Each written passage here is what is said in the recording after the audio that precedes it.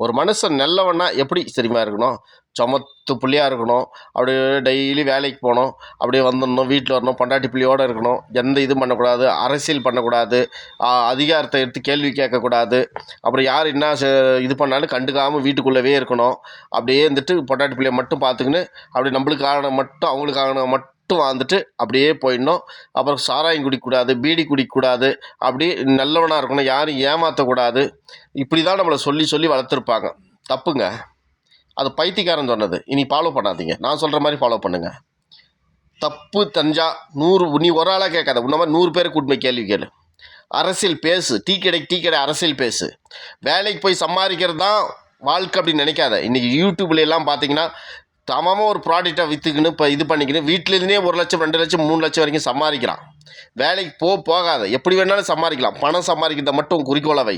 Business பண்ணுறதை மட்டும் குறிக்கோளை வை. எதில் பணம் கிடைக்குதோ அதை செய்.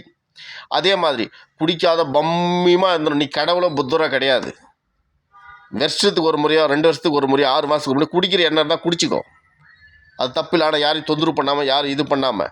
2வது, ரொம்ப ரொம்ப அமைதியாக பப்பியமாக இருக்கணும். யாரும் எந்த சொல்லும் சொல்லக்கூடாதுங்க. எல்லோரும் உனக்கு தலையில் மிளகா அரைச்சிட்டு தான் போவான். ஆந்திராவிலேருந்து மிளகா அரைப்பான், பெங்களூர்லேருந்து மிளகா அரைப்பான், ராஜஸ்தான்லேருந்து மிளகா அரைப்பான். நேரத்துக்கு தகுந்த மாதிரி என்ன பேசணும், என்ன எங்கே எது நடந்துக்கணும், எப்படி வாழணுன்றது தெரிஞ்சுக்கோ.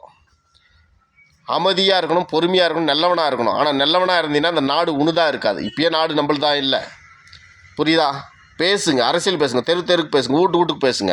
உன் பிள்ளைங்களுக்கு சொல்லிக் கொடுங்க, குழந்தைங்களுக்கு சொல்லிக் கொடுங்க. முடிஞ்சால் 6 மாதம் வயிற்றில் குழந்தை இருக்கும்போது அரசியல் சொல்லிக் கொடுங்க. இந்த நாடு நல்லாயிருக்கும். இல்லைனா இந்த மாதிரி கேஸ் விலை, பெட்ரோல் விலை ஏறின்னு தான் போகும். நேச்சுரல் கேஸ் எடுக்கலான்னு சீமா எவ்வளோ சொன்னான். அவனை ஆமக்கறி பூனைக்கறின்னு கேலி பண்ணிங்க. இன்றைக்கி நேச்சுரல் கேஸ் எடுத்திருந்தா இந்த மண்ணுக்கும் மக்களுக்கும் எந்த தீங்கும் இல்லாத குப்பையிலேருந்து எடுத்துக்கலாம்ண்ணா, மாட்டுச்சாணத்துலேருந்து எடுத்துக்கலாம்ண்ணா. தமிழ்நாட்டுக்கு மட்டும் கேஸ் கொடுத்துருக்க முடியல, ஆந்திராவுக்கு பெங்களூரு கூட தர முடியும்னு சொன்னான். என்னப்பா அந்த திட்டத்தை பற்றி கூட கேட்டிங்க. நம்ம எந்த அரசியல் அது கூப்பிட்டு கேட்டான் சீமான் கிட்ட, அவங்க பசங்க கிட்ட, அந்த சீமான் கூட இருக்கிற அந்த தம்பிமாருங்கிட்ட கேட்க மாட்டோம். ஏன்? சீமான் வளர்ந்துருவான். அவன் வளரல, நம்ம நாசனமாக போயிட்டோம். கேட்காதனால நம்ம நாசனமாக போயிட்டோம். சீமான் வளரல, சீமான் அப்படியே தாங்கிறாரு. அவர்கிட்ட கேட்டிருந்தா வேணா நம்ம வளர்ந்துருப்போம்.